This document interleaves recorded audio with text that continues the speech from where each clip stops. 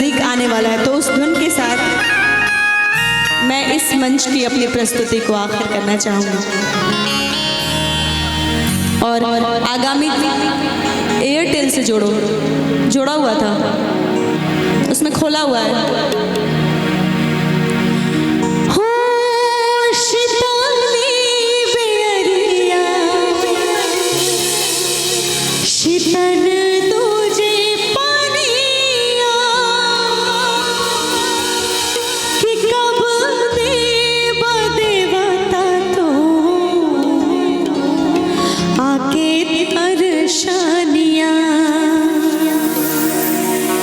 जोड़े जोड़े फलवा आदित्य देवा घटवा पर दिवाई चढ़ावे ले हो। किनके घर में छठ होता है बताइए? आप सबके घर में होता है? बोलिए छठी मैया की। तो हम लोग का स्केल थोड़ा डाउन हो गया है, जो मैंने बोला था वो नहीं है, थोड़ा सा डाउन हो गया। ऊपर चढ़ा दीजिए।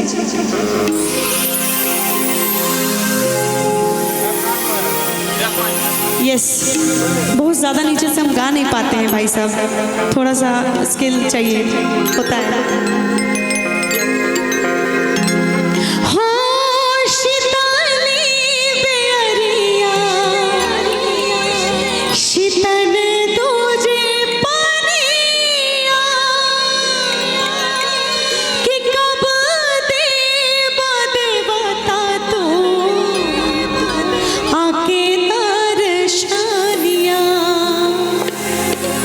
जोड़े जोड़े फलवा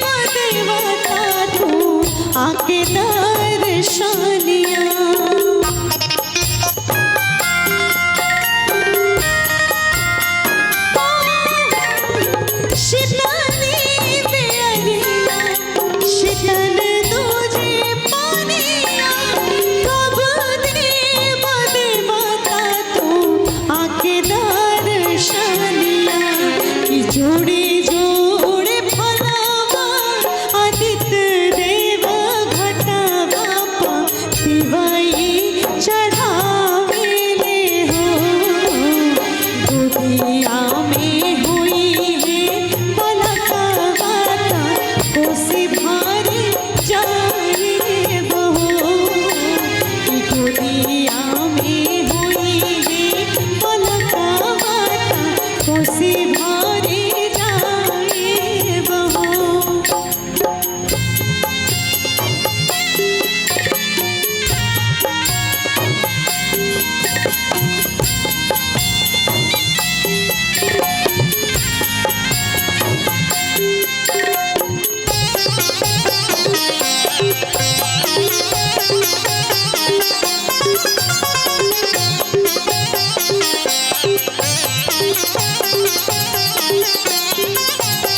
भेजन शरीरिया सजन शोभे मनावा अपुरूपी लगन बड़ुए सबके ध्यानवा। छठ का दिन